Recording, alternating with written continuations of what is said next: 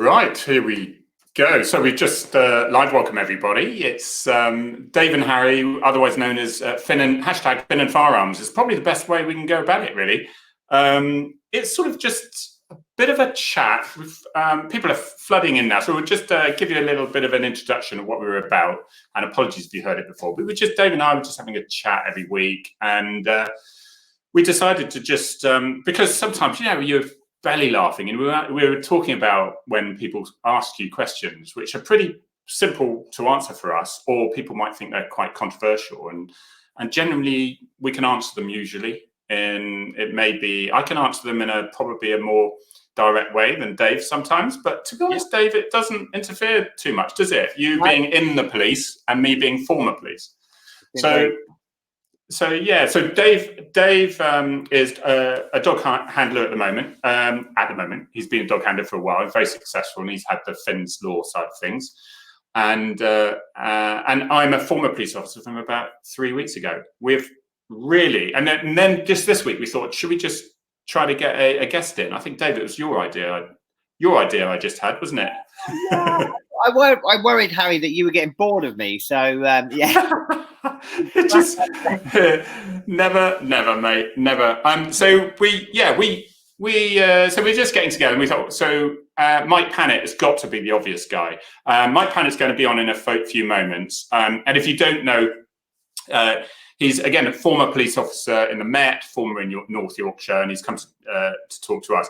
Really, you'll see him on Twitter. If you don't already, follow Mike Pannett. He is really into the politics of policing, supporting policing, knowing where the weaknesses are, and if they're getting a bit of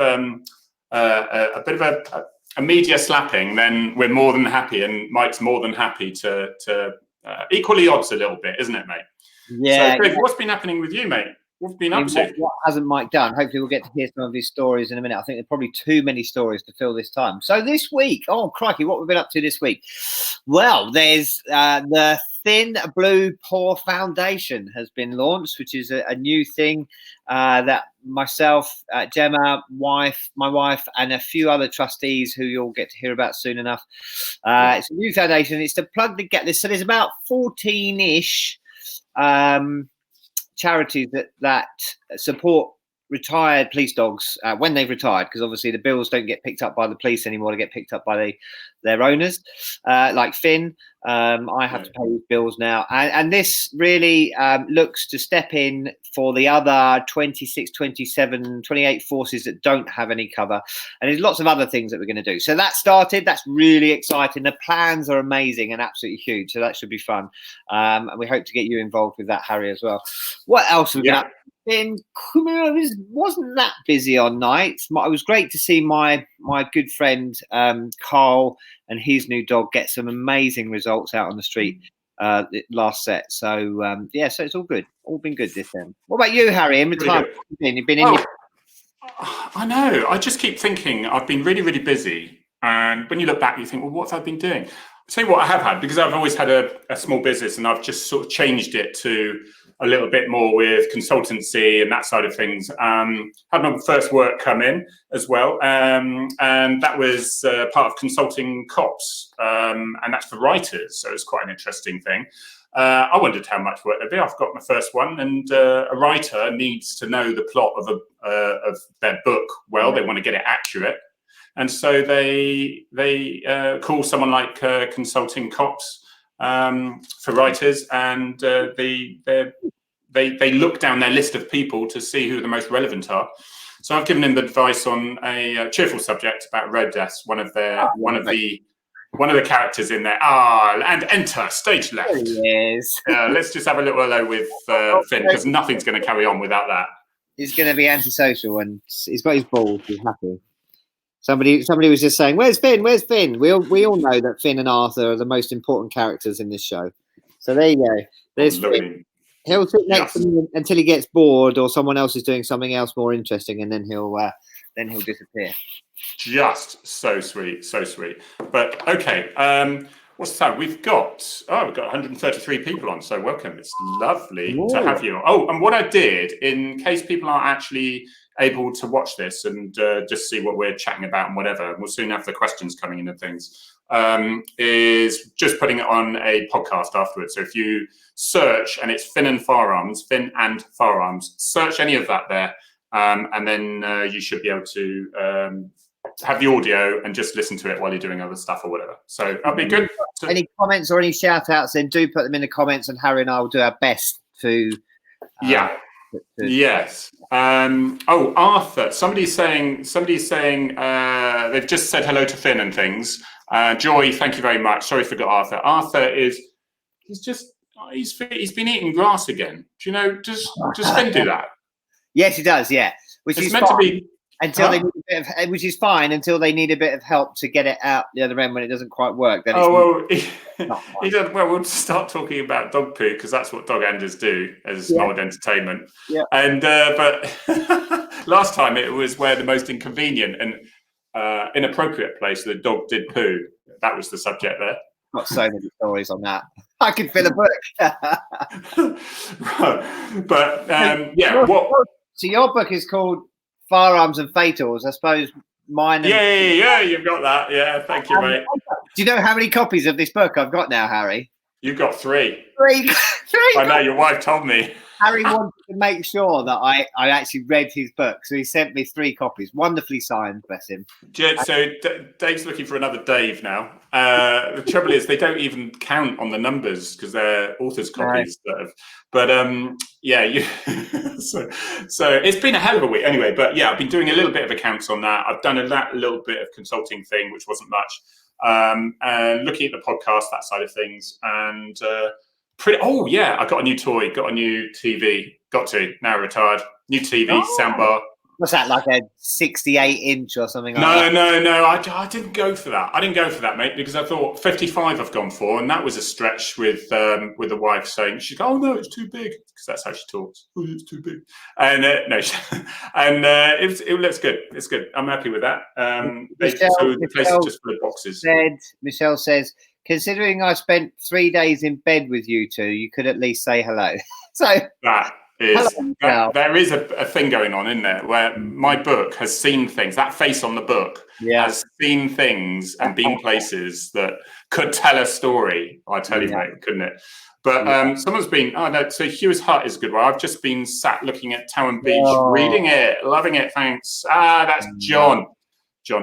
That's my good buddy. That's good. Finn's great friends with Lucy Rose, who was on Love Island last year, I think, and she lives in Newquay, and she overlooks Fistral, and she's often every day walks down. And who's great friends? Finn. Yeah, not me. Yeah, I might.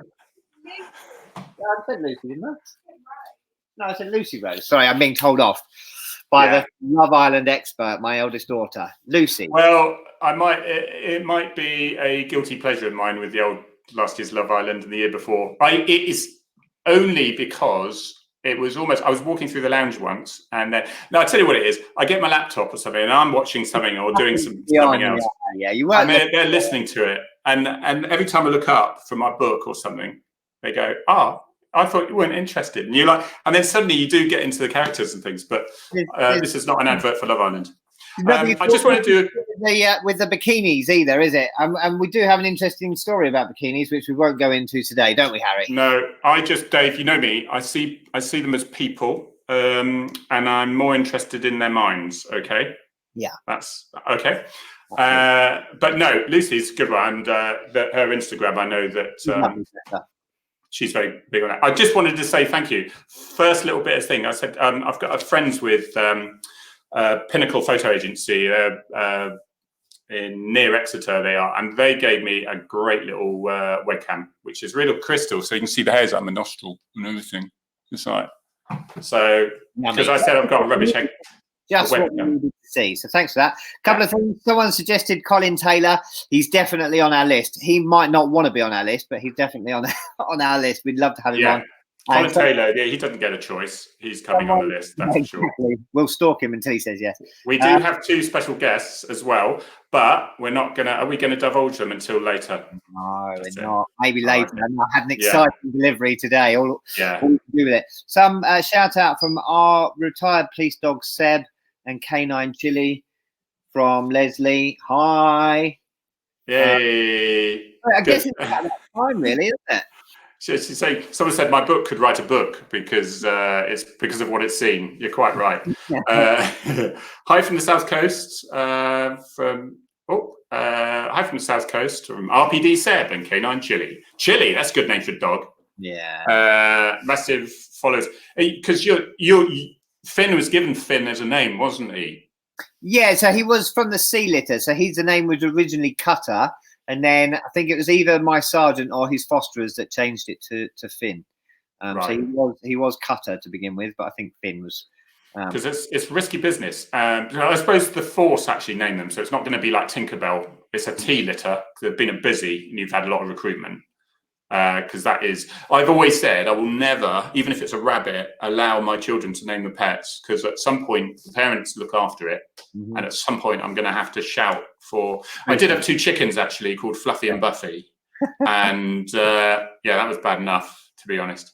But shall we bring? I think we should. He's been in the green room for a long time. He's eating all the peanuts. I'm gonna say no. I'm not coming on yet. Hangs out. So Mike Pannett is absolutely. He joined the Met in 1988, and he dealt with riots, drug gangs. He's done armed robberies. Not he's done them, but he's nicked the blackguards that have done it all. He then in 1997 he went to his home counties of North Yorkshire, and had a bit of a surprise because he was actually born. When I looked him up, I thought it said born near New York, and I thought, wow, there's a story he hasn't told us, but it's born near York is what it is. That's what these are for. And then he resigned, interesting, in 2007. And started writing books. But I want to ask him a little bit about what he did when he left and that side of things. But he's an author of 8 books, which we're going to go into, and he's also producer, director, that side of things. And more than anything, he looks like a big mug of tea. You are on, Michael. How are you? How are you? Oh, there we are. Oh, not that one. Not that one. I'm going to bring. There's him. There's him. And I'm going to get rid of that one. That's it. So many. There we go. There we go. Hey, right. That was smooth. That was Mike. Welcome, my friend. Welcome. Brilliant. I want to know, is that a green screen you got behind you? Good to be on with you boys. Yeah. It's lovely to see you, buddy. Yeah. I tell you what, I've just been in the green room, and they're serving Yorkshire tea, biscuits. And apparently, if I can survive half an hour, get gin and tonic. It's good in the green room. I do thoroughly recommend Dave and Harry's green room. It's fantastic, you know. But it is because the latest thing you've got, mate. You're a Yorkshireman through and through, aren't you? And the books you write are described as think 21st century heartbeat meets James Herriot with the occasional white knuckle ride of the Sweeney. Thrown in for good measure, isn't it? And I mean, you phenomenal. You've been nominated for the People's Book 2016 and so on and so forth, haven't you? So but what other stuff are you doing at the moment? Listen, it's been absolutely fantastic, and what a great editor, and there's so many stories to how we went about getting the publishing deal. But no, I had sort of 8 fantastic years of writing books, as you know, having done 20 years in the police.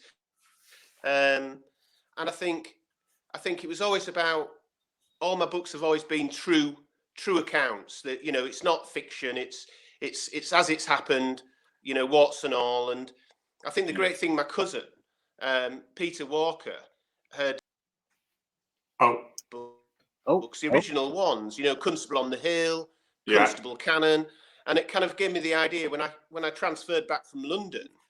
It was I was doing it and living it for real, and I was actually policing the area which the books depicted. So it seemed quite a good idea to bring it all up to speed. So 8 fantastic years, but of course, then I had to sort of look to what I was going to do. So I've worked in television now for about 3 or 4 years, which is fantastic, really exciting.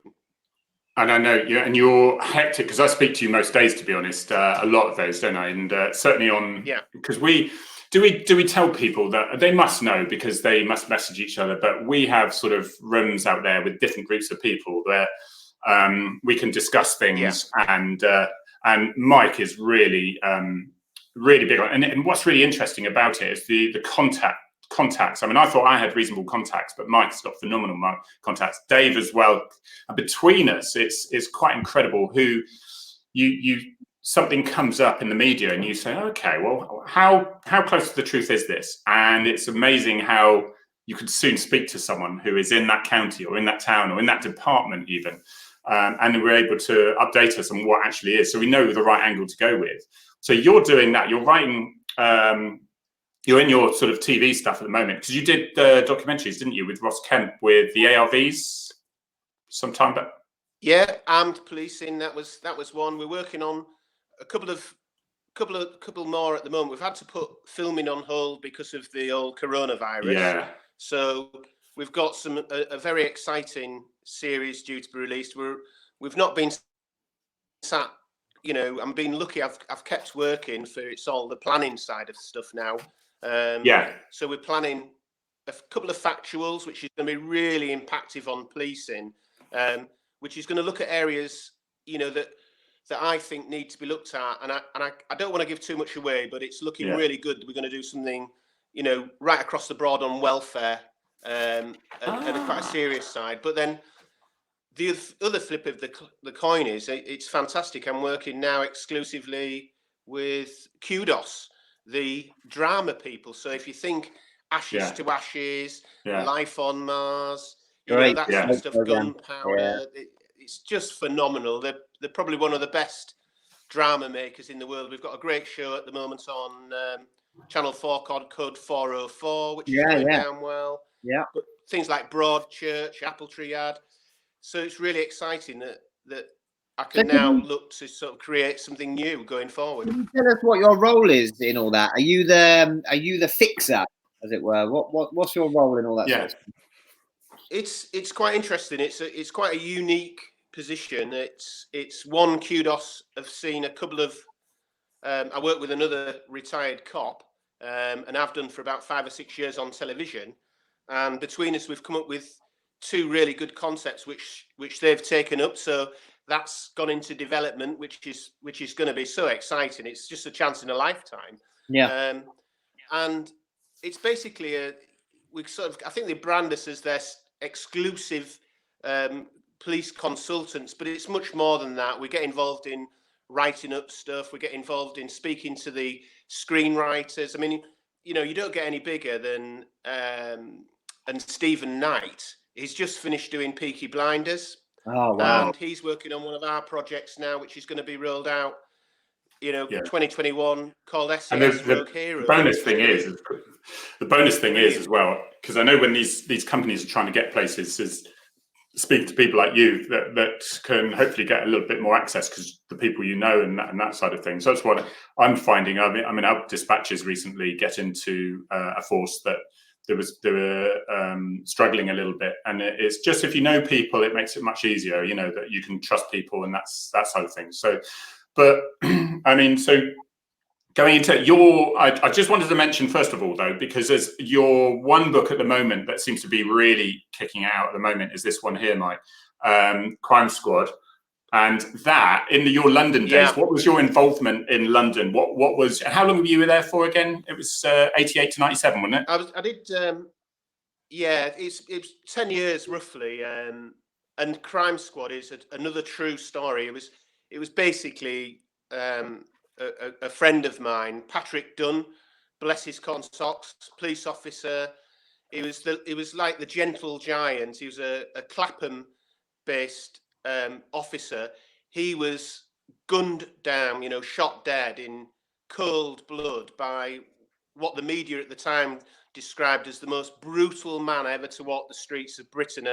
A really nasty individual called Gary Nelson. He was ruthless, and he'd had an altercation roughly with this guy with a drug dealer, and a fallout at a nightclub. He went round and with another individual and executed him in Clapham, but poor Pat was round the corner dealing with a call. And of course, when these guys have gone walking off, he's heard the gunshots ringing out, gone outside, and unfortunately they've shot him on the doorstep as they walked past, and then ran off laughing. So I was fortunate that I was doing some work on this individual, and to cut a long story short, I knew quite a lot about him, and I remember watching it at home on the news at 10, a police officer murdered, and they gave a partial registration number, and because I'd been, working on it, I knew straight away who that vehicle belonged to, rang up the incident room, and I spent the next year on the murder squad trying to track this. Mate, it's interesting. It's interesting as well, because people think about it's just about nowadays that people are just walking around shooting people dead and stabbing all the murders. Those horrendous murders are especially happening in the cities, and but they were occasionally happening before, weren't there? There was some real nasty gangs and crime leaders back there. It was the Yardie scene, Harry. Yeah, it was the Yardie scene. It was the Americans' influence coming in. They were really ruthless, weren't they? The Yardies were completely and utterly ruthless. They were, crimes. Yeah. I mean, it was the 80s and 90s. It was more of a rival gangs, but instead of using knives, then what we see sadly now, it was all guns. Yeah. And I know quite a few police officers that have got in the way. I mean, my first raid I ever did with my welcome to Battersea, North Yorkshire country lad, arriving in London. My first raid, I ended up going in and staring down the barrels of a loaded sawn-off shotgun, and I thought, I remember just putting my hands up and saying, I'm police. We thought we were just doing a normal raid, and there he Dave would have had an empty square down there by another gang, and he didn't shoot me and threw it out of the window. Harry and I are county mounties, so we only. But going back to your. No, go on. I was just saying that we're county mounties, so going back to only get to read about this sort of thing. Go on, Mike. Yeah, just going back to what you were saying, Harry, about social media and how us three have become really good friends and stuff. I think, I joined Twitter in 2011, around just before the time of the London riots and everywhere else.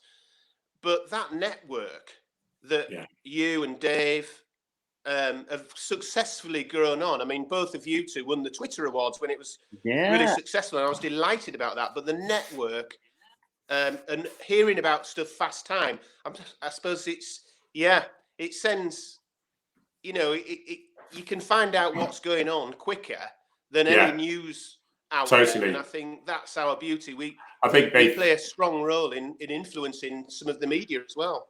Dave, do you find that, because I found the national media I knew I'd be very wary with, and they nearly had me over. I think if I'd been in any other force, the bridge thing, the force would have bounced back and said, no, shut his account, it's caused mayhem, it's front page on online, that one we shall not mention sort of thing. But the local papers I find are really, because they don't want to lose you. So they're actually far more, so, if I stick a picture of me with a sheep that I've recovered from the main road, they will keep you. And so that's really important. But it's having to deal with the media on that side. I find that at one point we thought that the media found it almost, it's interesting how they tackled the internet, because they could find it and they just like policing, they've had to change with it all. Because people were finding out, just like Mike was saying, they were finding out the stuff themselves. Us three now, we just go into, I call it the dark web of Twitter. It's just the back rooms where I go, Mike, what do you know about this? He says, that's Dave knows something about it. He was mentioning it. I'll come back to you, and that side of things. I mean, everyone does it. We saw a fantastic example of that, and I'm going to have to try and find it now, of the Met, I think he's a borough commander, putting people to rights about an incident. Was it yesterday? And that, for me, that's an absolutely fantastic use of social media. People brilliant. calling cops out and saying that what they were doing was disgraceful. And this senior officer said, well, hang on, I have privy to all the facts that are available to me at the moment. And I can tell you that it didn't happen like that. It happened, as far as we're aware, it happened this way, and these were the circumstances. And brilliant, brilliant. You can see that. And I remember the Twitter awards that because I went to LA to do a conference thing, and the Boston chief said there he was. They'd had a shooting in Boston, brilliant accent. Wish I could do it. I mean, hard as nails. Boston. And Boston with a W. Boston. Or something like that. And he says because he was in the plane, he was on the Wi-Fi and the internet, and he got that there was had been a shooting. He then prepared, spoke to the guys on the ground sort of thing, and before he'd landed, he'd done a police spokesperson, the Boston, to say, right, this is happening. However, we're not looking for anyone else. It's contained. It was between two individuals, and so people could then feel safer and all that. That's where social media is incredible and isn't used enough, I think, by police forces. Northampton's particularly good, isn't he? Nick Hadley. Yeah. And he got a slamming recently because he was misquoted. And unfortunately, that's the danger, is take something out of context, and then before you know it, it's like wildfire. We can pour a bit of water on that, can't we, to a certain extent? Yeah, look, people are going to have a go at you no matter what you do, whether you stand still, whether you do something. There's the old saying, isn't there? Damned if you do, damned if you don't. Foxtrot Cop has just put his name up, Raj Kohli. Yeah, absolutely fantastic top cop in the Met, who's really, really embracing social media. So yeah, to see what he did. Yeah.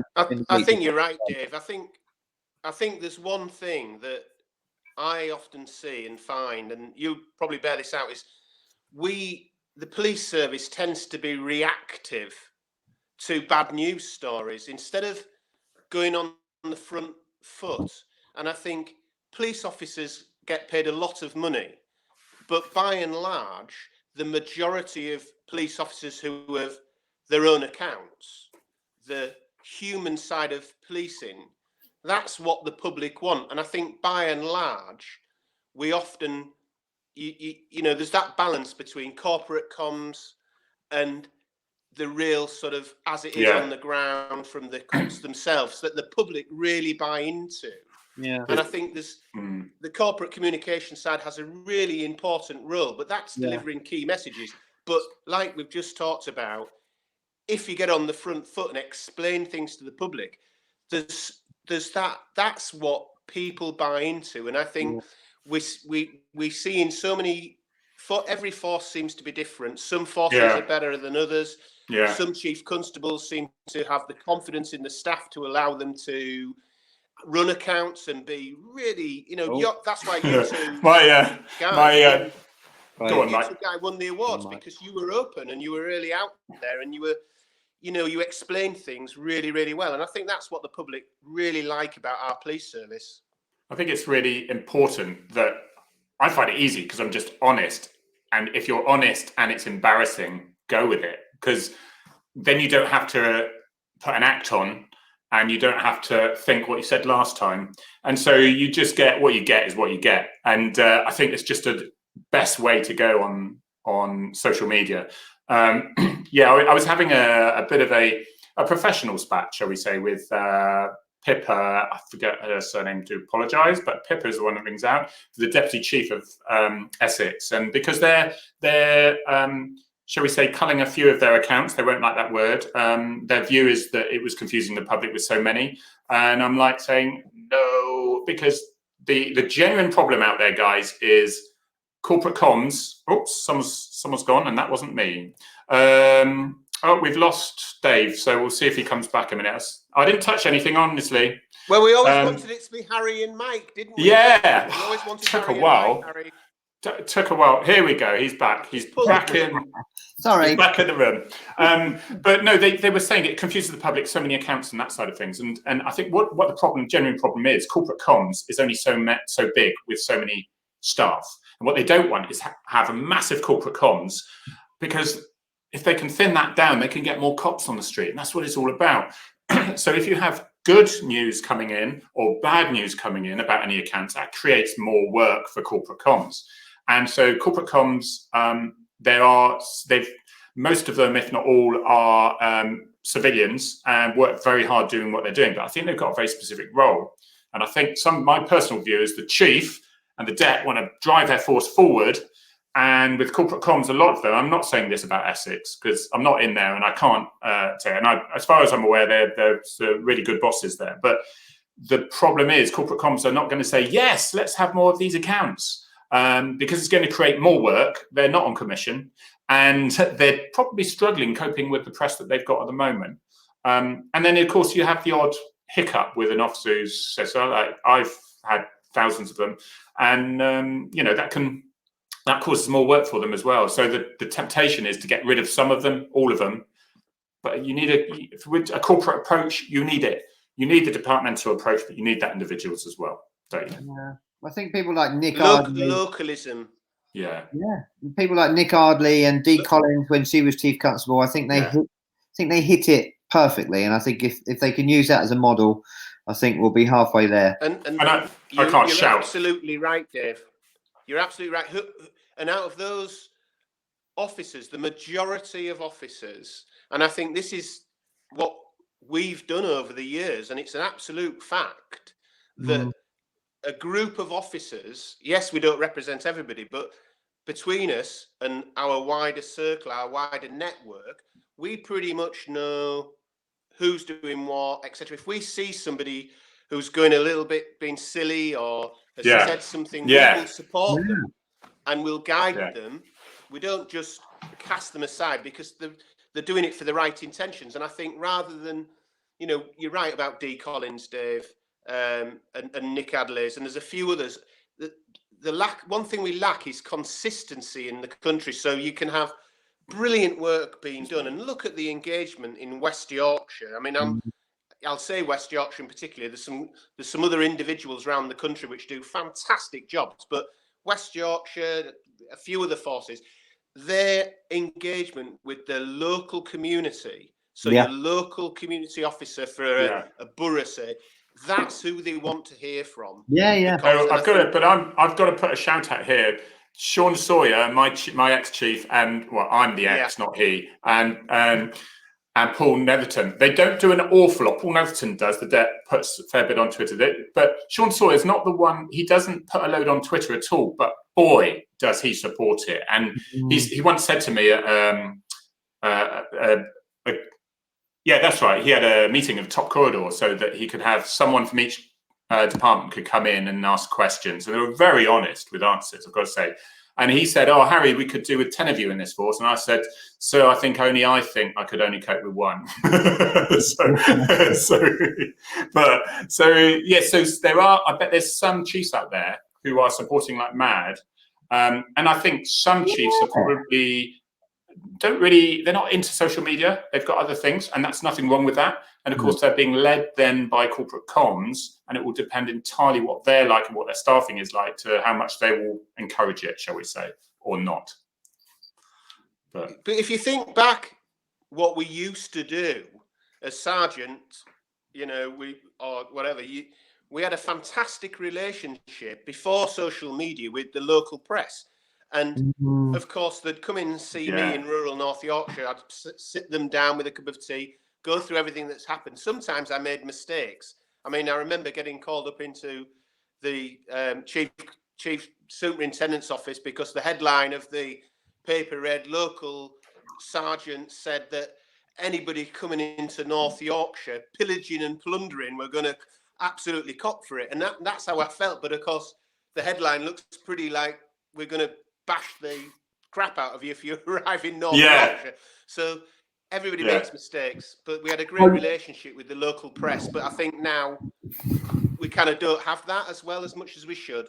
I remember being in Dawlish and ringing the press up. All the cops didn't. I said, "No, let's tell them the good news," because only, you know, so they would call up every day, what's going on, and I'd try to, you know, give them and they're like, "Oh wow," you know, as other cops were just, "Oh no, nothing today," sort of thing. It's just so important. I used to be a neighbourhood cop, and I used to have a great relationship with my local press. The newspaper here in East Herts has been absolutely fantastic for Finn and Finn's Law. But what you just said just then, Mike, reminds me of a story a friend of mine shared with me this week. He's a deputy sheriff in Brevard County, and his sheriff was stood this week outside the house of like a crack den, having an interview and doing social media at the same time, pointing at this house saying, "Oh, I saw that. Yeah. That scumbags live in that house, and we are going to target you and everybody who comes to you until you leave this town. It was brilliant. So I'm not saying we need to go that far, but it was an absolutely incredible use of social media, and he left them under no illusion what was going to happen.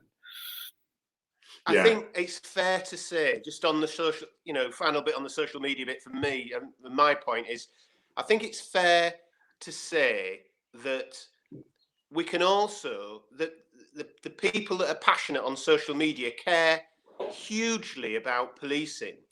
And for example, when we were going through these terrible times of Theresa May and David Cameron, being honest, cutting the police, the one thing that we knew as cops, the one thing we didn't want to get rid of was our police dogs. Yeah. And they would cut in them some 50% reductions here, 40% here. Some areas were talking about getting rid of them altogether. I was there at the time when they said that, and I remember bashing my hand down on the desk and walking out. But we ran a campaign which, if you couldn't get as big, we ran Don't Ditch the Dogs, and I think everybody who cared about policing got in. And following the analytics on that, within the first 12 hours, that had been seen, that hashtag, because we were all pretty worried about what was going on, and for the very right reasons, and we've been borne out, we ran Don't Ditch. That went to 19 million timelines in under 12 hours. Absolutely, and of course, incredible. It was similar with massively, and thankfully some chiefs now are rebuilding the forces. Similar with Breeze for Blues, wasn't it? When the press was snapping cops having a coffee somewhere, and now it's turned it on its head. And I'm sure Breeze for Blues was a big support. I also think, do you know what, with the social media, is that some chiefs or command team forces see what's happening with social media, see that the feeling has changed. Don't just take it from the press, because it used to, they'd listen to the press, see an officer getting slammed because of this, and then they've gone, yes, this is terrible, it's been investigated and that's it. And unfortunately it still goes on to a certain extent. But if they see the social media to say, well, what's wrong with them having a drink? Well, there's no canteens and this, that and the other, Breeze Blues, da, da, da, da. And then the next time round, I think command teams are far quicker to come out and saying, yeah, I'm happy to buy a cup of tea next time I see them, sort of thing. And it really can change it. I think social media on that side of things is really improved. Just getting a full picture. Just allows us to have our say, which we've never, until social media, we could never do. So think back to your early careers and even my early career, you couldn't have a say. You did as you were told, and you couldn't have a say. But now we get to, and I do think that is brilliant. Yeah. Oh, look. So I know we're putting quite a few of these. Foxtrot Cop. He says our chief wants to buy more horses too, which is brilliant. Blimey.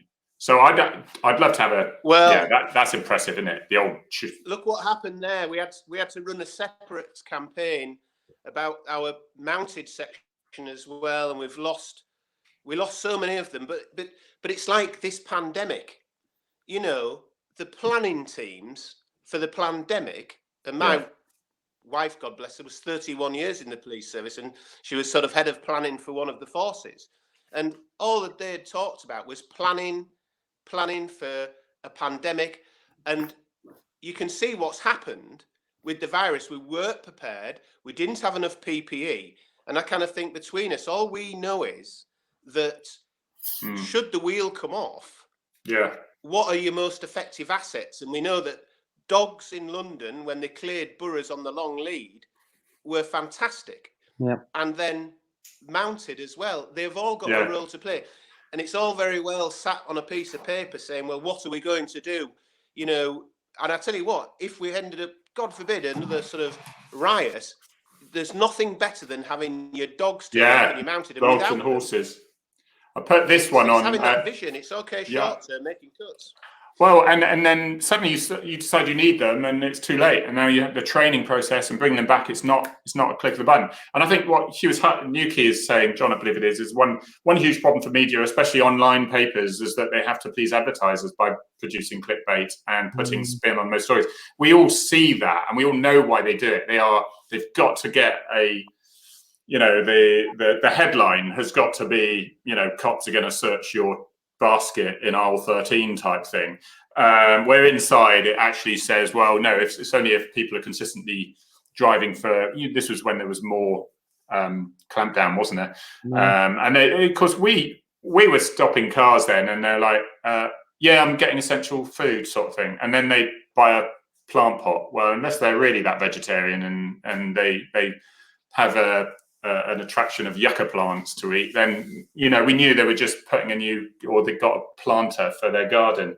So and that's really basically what it meant. But it's the clickbait is the issue, and then that's the whole thing of British prey. I just wish general population were a bit more wise to it, because it's amazing who do believe what they read in the headlines still. It's like, what? Yeah, you only have to see some of the comments and you sort of do raise your eyebrows. But again, I think it comes back to people having that personal touch with police, because you get so many comments now. And of course, we're very good at replying and saying, well, actually, that probably isn't the way it happened, and they are allowed to do that and they can't do that. And I think we're just hopefully helping to bring down those barriers, and people are getting a much better understanding, and that comes with direct contact. Yeah, that's it. And I think somebody said to me, so what are you going to do when you leave? You'll be able to do this, that, and the other. And do you know what? I've said things now that I would have got at least 5 complaints for, but no one bats an eyelid, because there are people out there who think the police service should still be in their tunics, standing to attention, wooden truncheon, and a paper pocket notebook, and not really, they've got their own opinion. They think that if they should ask them to make them a cup of coffee, they should, because they're their servant, which is entirely wrong. And so those are the sorts of people who complain, and you have to deal with those in the same way as if you told someone to F off down the street in full uniform when you were in full uniform. It's ridiculous. They need to change that. But it is a nice reading. I think the other thing, Harry, as well is, go on. The great thing is, Harry, just going back to somebody who just posted there, I was reading it, that, the public really want to know what's going on. And yes, you would never give away, I was never one for saying, well, do you know that, there's only one police officer working this area. I never liked that, because you were giving the upper hand to the criminal. No, I never did that. Yeah. Actually having a voice and being part of the community. That's what British policing is about, is being part of that community. And cops are as passionate about safeguarding that community as anybody could ever imagine. And don't forget, throughout all of the negative publicity our police service has had over well over 12 years, and thankfully now things are slowly starting to improve. The public, with a clickbait, like you mentioned, the public still have massive confidence in our policing. Some 70-80% still trust our police. And that's what I say about trusting your cops on the ground to deliver some good messages, as long as you're not being stupid. But you cannot take away that link to the public. But you'll have the problem where people just look at the social media, see the negative stuff. So they assume that 70% of the public don't like the police, don't trust the police. Genuinely, I'm talking to some people, and I think, do you know what? I can't invest the time in you. You genuinely think that everyone hates the police. It's just not the case. But when you read that, if you're a police officer and you read that constantly, it does put people down when they think, well, I must say, and I know you guys would have done as well, and this is on a national scale, not just locally. I have met some incredible journalists. I can think of people at the Mirror who have been fantastic for our story and Finn's Law, and with the new Finn's Law Part 2, and there's a guy at the Express. Was it the Express that serialized your book, Harry? It was Matt Nixon. Daily Express. Yeah, they did serialize. So they did double spread. A really good job with Matt Nixon at the Express is absolutely top notch. Yeah. So I don't think that we're back in the press, because some of them are absolutely. I could not agree more, Dave. There's some very good people in the Daily Mail. There's some good people in the BBC.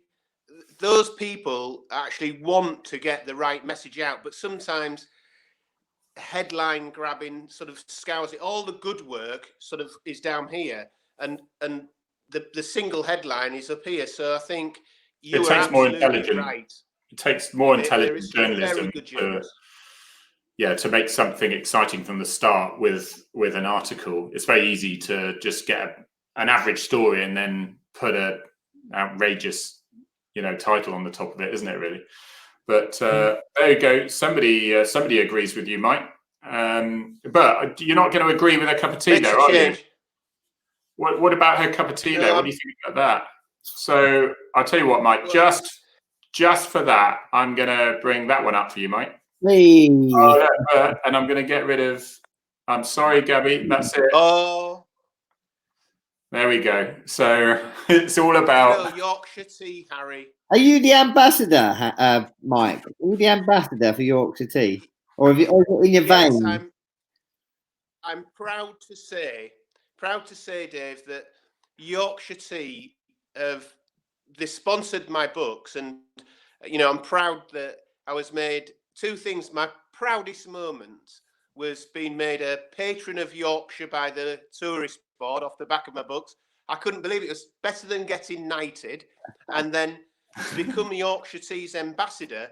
Well, yeah. I mean, as a Yorkshireman who drinks countless supplies of tea, but to be fair to Yorkshire Tea, I mean, just as a one-off example, we saw after the 2011 riots, the cops had a very, very difficult time, especially in the Metropolitan Police. There was a lot of confusion. Yeah. The leadership was a bit all over the place. But between Yorkshire Tea and the Police Federation, the Met Federation down in London, we shipped down 27,000 boxes of Yorkshire Tea, complimentary, so every cop could get a box of Yorkshire Tea to say, well done in the riots, you did your best, have a cup of tea. And I tell you what, morale was boosted, and I think we all know about morale and what we need to do to boost morale. And I think seeing a few senior cops come out sometimes and saying, well done, great job, these are my officers doing it. That's what it's all about. And that costs totally. And it's so I always say we'll always be a hero for a week, because there would be some terrorism attack. The police acted brilliantly. Everyone loves a cop. Cops are great. And it lasts about 7 days before there's a headline. And then, cops are great. And I remember talking to somebody in London who was on a section, and he spoke to me, and he was just gutted. He says, I go out there and I wonder why now, because they have no idea what we're doing, what we put up with. We're the worst of the worst as far as they're concerned. And do you know what? A week later, he said, oh, Harry, take it all back now. Everything's fine again. It's just speak to a few nice people. And it brought him and the section, because he said the section were the same. It just brings their morale up again. And actually, you can enjoy coming to work again and thinking you're making a difference, as they say, isn't it? Yeah. Well, I think you have to remember in our job as well that sometimes we only ever see the negative, and then when you turn to social media and that's all negative as well.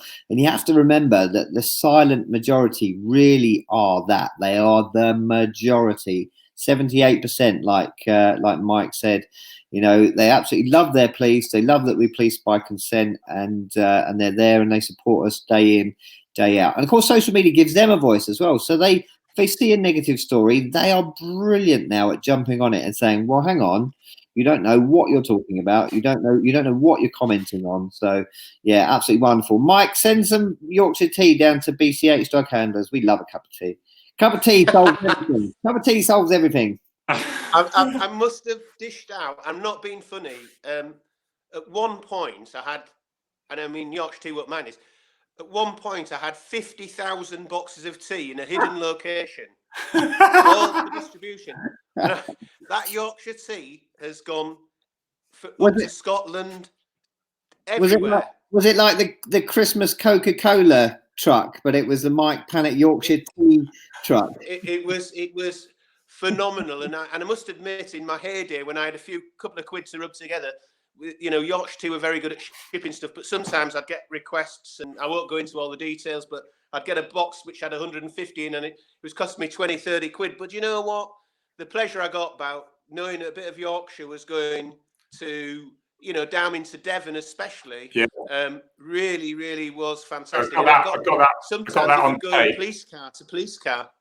That's recorded, Dave, that Mike put his hand in his pocket. And Yorkshire man put his hand in his pocket. Never. There's some great comments there. And then Julia, admitted that she'd never tried Yorkshire tea, but she's going to go out and get some now. I don't know why we're not. Dave, are you getting anything for Yorkshire tea? You see, you know my love of Fortnum & Mason's loose tea Countess Grey. Yeah. And I'm slightly shaky at the moment because I've had to go to the Fortnum & Mason loose tea Earl Grey. And I don't think I'm ever going to be an ambassador of Fortnum & Mason somehow. No, you might be right, I mate. think I don't quite think I meet their clique as such. But although I do have oh look, there's the TV box and there's the Fortnum & Mason's thing. My hamper. Get paid to you. My house is a mess. There are just boxes. The laptop I've just got is new. That's what you happen when you retire and you set up a new business, really, isn't it? But lots of boxes everywhere. I remember another one which was really, really good. While we're just on about people that support you, I mean, another one which was, I don't know how it came. Well, I do know how it came about, but when Black Sheep Brewery got in touch and said, Mike, do you mind if we do a little bit of work with you and sponsorship? I'll tell you what, I had a few crate loads of. I thought I was going to turn into an alcoholic on Black Sheep beer at one point. So I managed to distribute some of that out. Nice. I'll always have some of that if you do, for sure. Quick shout out to Simon Tromans and his wife Michelle, who God bless his soul, used to have the lovely RPD Logan. Now got the RPD Ivor. Hello, thank you for your posts on your supportive post on social media this week. Thanks for that. Yes, it's going. This is interesting because you always find the military are very similar to police on the side of things, especially going with the flows of the governments, whether it's cutbacks, how they're treated, and that side of things. But there we go from Michael Bullock. Harry, I'm an ex-soldier, and your comment regarding why did we do the job rings true. I've many, I think, old comrades who look at the country today and say, was it worth it? I think we can feel a bit battered, but then the Americans are very good at recognizing their service personnel, aren't they? They're very good. It's always, I was in America and I'm like, oh, this is like, it just isn't the British way, and you had the 24-year-old veteran, who did a couple of years, and you've got the 90-year-old veteran, and they're all standing up together, and everyone's, and it's amazing. I love it out there. They have a massive national week, I think it is, the policing week out there. When they lose a cop, the way they do it is incredible. Yeah. When they use a police dog, my goodness, they have lines of hundreds and hundreds and hundreds of cops lining the street to say thank you to the dog, because they know that the dog has probably saved a few of their lives. So I do like the way. I know some people think it's a bit OTT, but I love the way they recognise their service personnel and their cops out there. It's fantastic. And Mike, there's a technical question. Are you ready for a technical question? I think the answer is going to be yes. But yeah, Mr. P, I think it's meant to be. I don't ask me why. Don't ask me why. They do decaf and they do, if you've got hard water. So a lot of the boxes I had to send down south had to be the green hard water boxes. But oh yes, we do breakfast tea. We do biscuit tea. Oh, it's just. My cupboard is full. It's fantastic. So just in case they haven't been advertised enough with this. Yeah. There we go. Just get rid of so you can be seen. But there we go on that. Guys, I'm just going to ask any more questions that are coming through. Let's see what's coming up. So, Rowena Puppy Walked Logan. I just stuck that on. The US, sometimes you click on the one below and it comes. Yeah, I didn't know you were ex-military, Mike. What did you do? Or is it hush hush? Is it top secret? Yeah, go on. Well done, Dave. No, it was a bit. In a nutshell, my brother. You were a blanket folder. Phil, he's still at sea. He's still at sea. He went off to the Falklands War, and as a very young man, he was a junior officer on HMS Bayleaf and HMS Orange Leaf. One got sunk, and they had to move them off.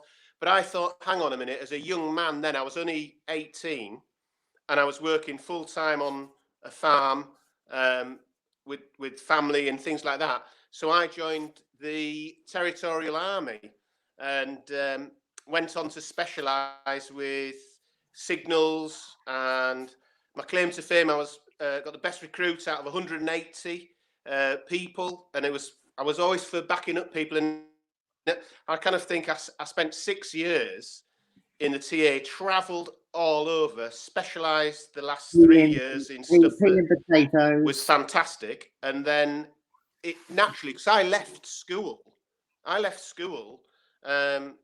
with 2 honours. I mean, the first was in the study of motorbikes, and the second was in the study of girls. Yeah. So I think Which you are it was still my track record of working within the TA that got me into the police service. But I think you're being. Yeah, I think Mike's being very modest years. about. It was fantastic. And you're being very modest about your military, but we won't go any further with that. But no, it's that's good stuff. What I was going to say? No, left me. It's going to come back to me, I'm sure. But yeah, I just put something up there about the Rosemary saying, oh yeah, for a month every year for 12 years in not over US. the top. Absolutely spot on. Total respect, and they're not ashamed to show it, which the British are. I know you did an attachment when you were in LA, and I spent some time with Miami-Dade and Brevard County and a couple of other sheriff's departments when I was in Florida, and they're absolutely incredible. And you were a firearms officer. You've been to a lot of incredible jobs as well, Mike, and so have I. But every job they go to in America, every job is a firearms job. Every job, they may lose their life. People always say to us, "Oh, yeah, we should have your police. You seem to be really." Nah, policing over there is different. Every job you go to. My 2 Floridan cop friends, they don't understand how I can put the uniform on and not carry a gun. They wouldn't do it. No. They would not do my job, even when you try and explain to them that it is slightly different over here. They would not do my job, your job without a gun. Mike, I think Mick is suggesting that you can do a joint degree now in what you've just said. Oh, it's not that one, it's the other one. He's all over the place there. What about that one as well? Yeah. Is this slowly debauchery? Mike, come on, girls, we want some comeback from the women watching at the moment. I think this is we need to even this up a bit. So, Mike, are there any plans? Tony's just asked. Are there any more plans for any other books? Good question. I think I've got one more up my sleeve, but to be honest with you, it's the time factor. I sort of spent, and Harry will bear me out here, I spent 8 years literally, on with 8 books, and it takes a whole chunk of your life out. And I think I've got so much work with the television side of things now and the drama, which is a chance in a lifetime. I think once I've got to where I need to get with that, there might be one more, which would be quite exciting. So I've got that planned, but it's probably likely to be 2 or 3 years yet at least. Before I do my swan song book, if that makes sense. I mean, they are phenomenal, and people have got to they've got to read them because the brand was brilliant. I loved the brand that you basically. I'm just going to get it here. Let's just bring it up a bit. See if I can find it, because I love the titles and just the picture. I tell you, because John Nichol has got a great brand as well with the Spitfire and Lancaster and that side of things. Just beautiful, beautiful books. Okay, here we go. This might work, guys. Again, seamless. I got my production team. You work a bit harder, please. Get things going. But you see, just the artist. I love now. That. Then, lad. You use the same illustrator for all those, Mike. To be honest with you, Yorkshire Tea were quite happy because Now Then Lad, I mean, that was fantastic. We had an artist, but the second and third, fourth, fifth, we had Radio 4 Book of the Week, which, it's going back, 2009. So it's 11 years ago. But we had Yorkshire Tea the dramatised "You're Coming With Me, Lad," and we used the voiceover of the Yorkshire Tea advert guy who's helped with Radio 4, and Wow. it was just fantastic. But they helped with a little bit of design, so I've been incredibly lucky to have had such fantastic support. I mean, it seems a lifetime ago now, but at the time, it meant I was doing TV interviews, radio interviews about it all, and it was, you know, the Daily Mail, like you said, they serialised Now Then Lad for 3 days, the 4 pages a day, and I was like, my mother knocked on the door and says, "Oh, it was a Saturday, 18th of August, 2008, the days that changed your life, really." Yeah. And they opened the thing and it said it shouldn't happen to a cop, and it ran and ran, and it was brilliant. A really exciting time, but really, really lucky as well. It's all about being in the right place, the right time. So tremendous amount of support and a tremendous amount of luck. But then again, you two boys, to be fair to you, I mean, Dave, you know, Sunday Times, Top 10 is a remarkable achievement. And Harry, you've been best-selling just recently. Phenomenal interest, and you know, I'm just as proud to sort of see you guys doing well now as I was originally. Well, you've done, Mike. You've been incredible support and advice for me. Absolutely brilliant. It's been like having my own agent, because I am self-published. Because that was the issue, and I could understand why there was no publisher who was immediately wanted to take me on. But so, Mike, a personal thanks for me. Dave, I'm going to let you just sign off and thank Mike. Mike was fantastic. With, you know, Fabulous Finn wouldn't have happened without Mike's input. You know, he's a top guy, and I'm just thankful that he's out there. And now you, Harry, as well. Although you've been very vocal on social media even before retirement, but the fact that the two of you are out there supporting us and sticking up for us, and you're talking from not only a standpoint of your own history and your own knowledge, but you make sure that you keep up to date with what's happening out there today. So I do take my hat off, and I'm sure lots of people will join me in taking my hat off to Mike. Thank you ever so much, and I hope we are friends for a very long time. Mike, are your books true stories? Quick, yes or no? Yes, they are. Thank you very much. Everyone out there, thank you so much. Yes, that's it from me. That's it from them. And it's been emotional. Thanks, Mike, for turning up. Love you loads, buddy. And we'll catch you again. Oh, next week, Saturday. Are you, go on, Dave. Are you going to say who's on next week or not? No? I can't show. Wait, let me see if I can find. Have you got his other book to hand? Because we're not allowed to show the other book. No. Oh, yeah, I've got. Okay. Yeah, hang on. I have. Okay, I'll talk about our next guest. Sorry to talk about our next guest while Mike is still there. But Mike knows this guy as well, and he's an absolute legend, just like Mike. All right, here we go. Fantastic police supporter. Next week, we have the one and only John Nichol as a guest. He'll be talking about his career, his amazing career. For anybody who doesn't know, he was a navigator in the Gulf War, and his Tornado was shot down. He and the pilot were taken prisoner of war, and they wrote a book about that, which I think sold something crazy like 10 million copies or something bonkers like that, which I could never even dream of doing. But he's going to be talking about his new book, which we can't show you, but it was delivered today, and it's a beautiful, beautiful book, which is why I asked you about the front cover of your books, Mike. He was talking to me the other day about his illustrator and the beautiful work that they do, and your books are beautifully illustrated as well. So next week, fantastic guest John Nichol, but a massive thank you to Mike Pannett for joining us today. Thanks, mate. Cheers, guys. Welcome. Thank you, everyone, for listening in as well. Good luck. Cheers. Yes. And it's like your grandmother using the camera, and it's like, all right, love, you got the lens on.